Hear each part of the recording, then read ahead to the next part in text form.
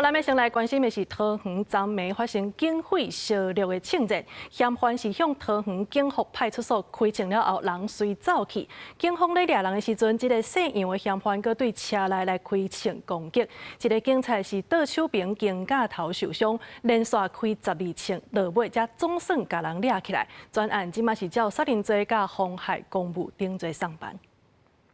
关键赶紧落车，冲到头前的车边，一直表姓杨嫌犯伫车内开枪，关键警察头掉枪倒地，一员警力赶到位向前查看，就算受伤，警察人员应用反击，向嫌犯轿车尾连开12枪，不过嫌犯人员加速逃走，这大声音，互附近民众拢惊一跳。我是住旁边，然后我听到有像开枪一样砰砰砰，差不多有10分左右吧，很多警车在这边冲来冲去，冲来冲去，有吓一跳吗？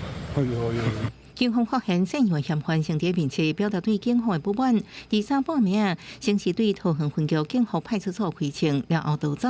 警方围捕爆发枪战，最后伫福光路永安路口将抓到。警方调查姓杨的嫌犯伫鼓山树林放动地告枪，去年才引起有大批空气枪，互警方上班对警方职员已经真久。同仁在第一时间拦截围捕。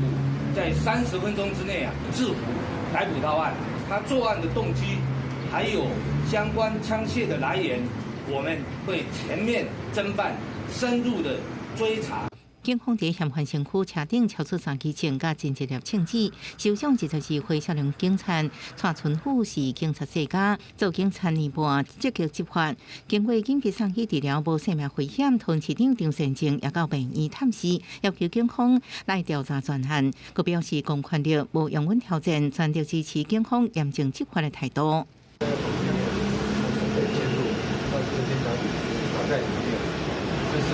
还好，刚刚请教医师，心脏有在去，没有伤到，没有伤到身体。问有开了12枪，有没有那个他那一部车有没有？有装弹？他车上也都很多弹。很多弹。